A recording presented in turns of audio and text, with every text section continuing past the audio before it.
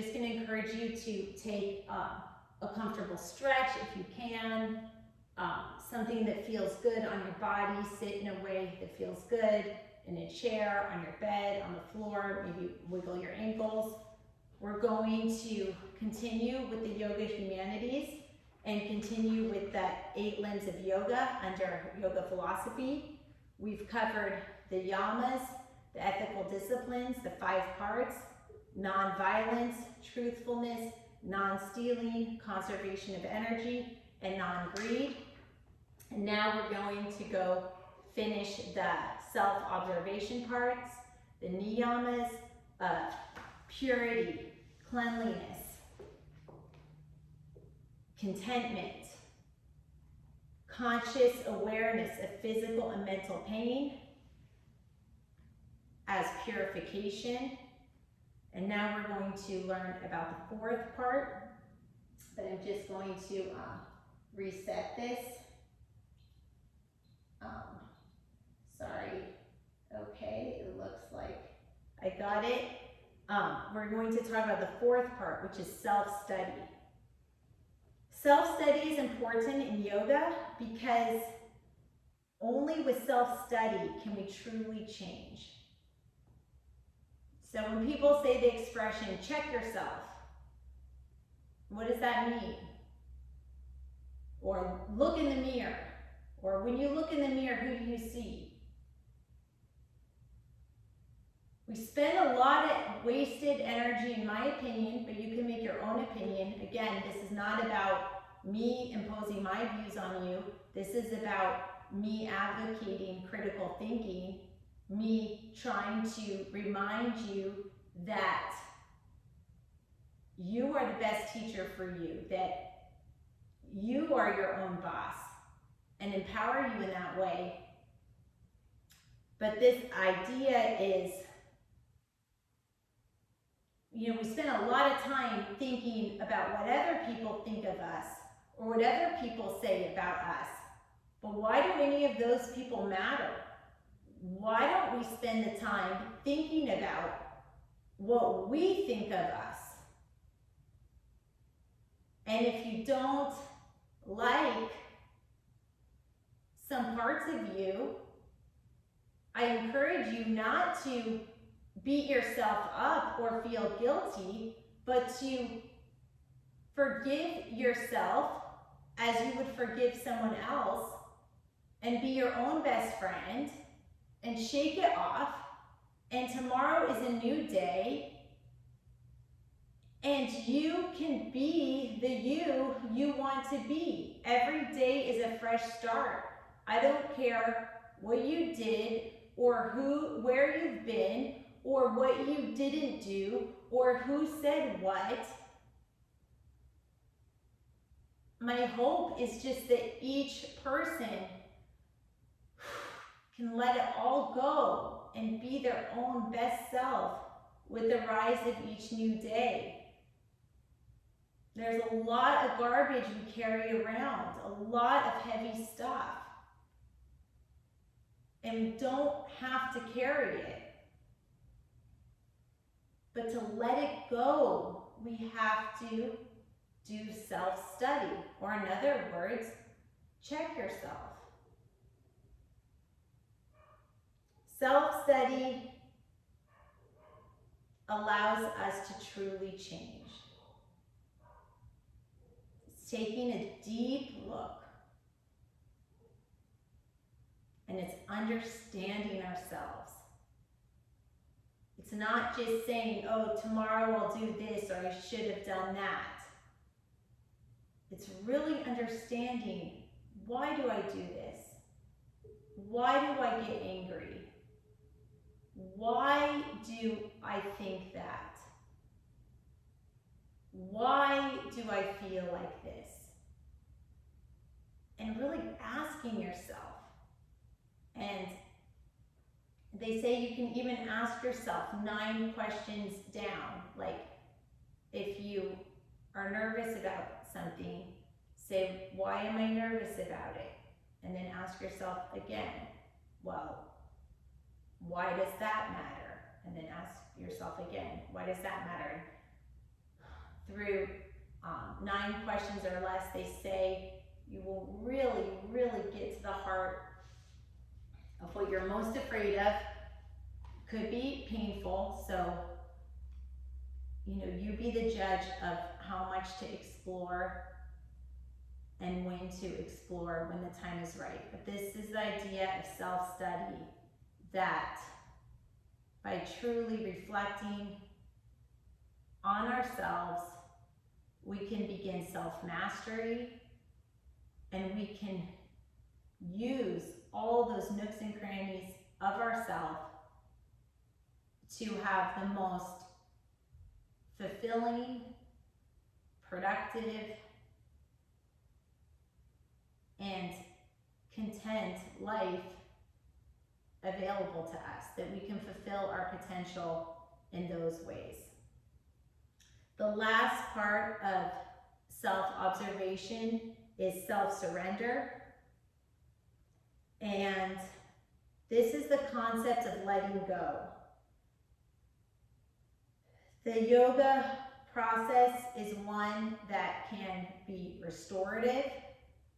You can feel better through it. There's no guarantees. It's what you make of it. It's just a tool, a way of processing ideas or movement through breath, stretching, sometimes just physically stretching like this. And if we do it on one side, we should always do it on the other side. But just physically letting go, mentally letting go, trying to let go of worry. Stretching is just also a way to let go. Like maybe it's hard to stop the thoughts, but when your body really stretches and moves, there is a mind-body connection, and sometimes you feel a release just by stretching. As we're talking, we can stretch our neck here on one side or another. So in order to really feel the release, we have to be willing to let go. So sometimes change is scary. Sometimes we've been mad at somebody for so long that we don't know what we would do if we didn't have all our energy tied up in being mad at them. I know this sounds funny, but this is like a real thing. Sometimes if we let go of being so mad at somebody, sometimes we feel very, very alone and empty. Sometimes we hold on to bad feelings that are not serving us and are not making us happy just because we want something to hold on to. So a big, big part of mastering this concept of self-surrender, big part of that is being comfortable in being alone, which can be very scary. But they say in this world, we are born alone and we die alone. And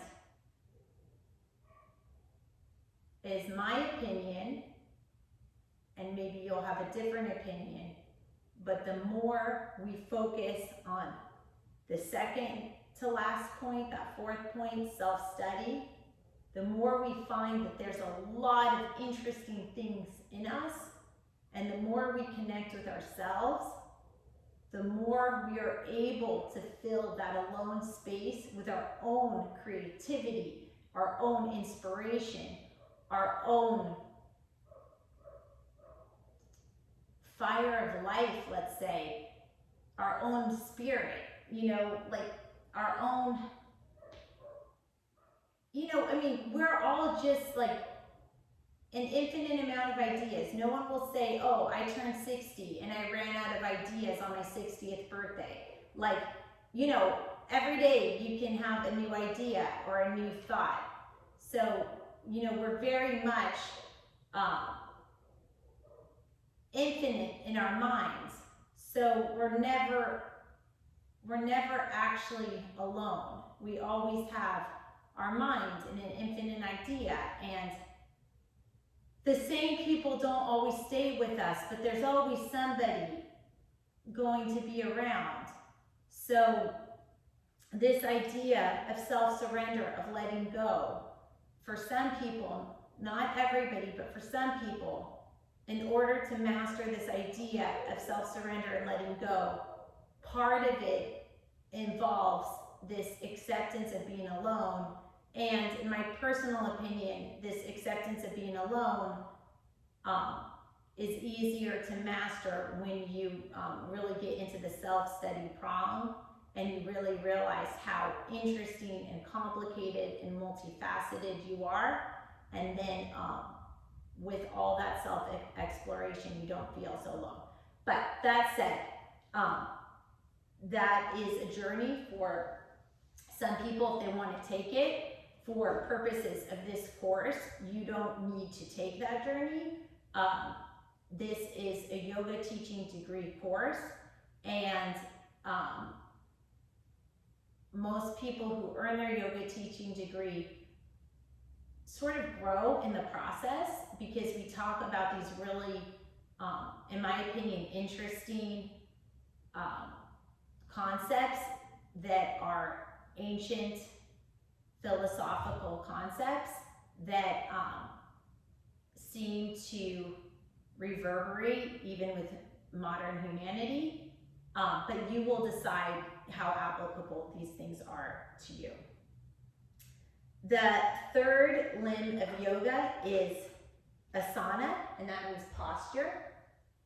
And for every yoga position and posture, there is a specific purpose. So the alignment is key for the purpose it's supposed to serve, whether it's supposed to open up your shoulders or facilitate the breathing.